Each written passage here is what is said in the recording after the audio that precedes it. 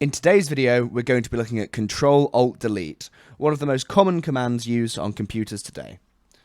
We access this by pressing the Control key, the Alt key, and the Delete key, and it'll pull up this menu here where we can lock our device, switch user if we're maybe giving our laptop to someone that we share it with, sign out of our profile, change our password, open the task manager, cancel to go back where we were, change our keyboard language settings, check our internet settings and our ease of access settings, and of course access our power options where we can sleep our device, shut it down and restart it.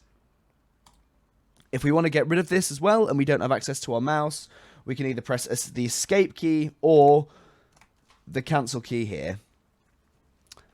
Thanks for watching. Visit Kazzicom.com for more information on cloud, solutions, IT support, Office 365 and many more services.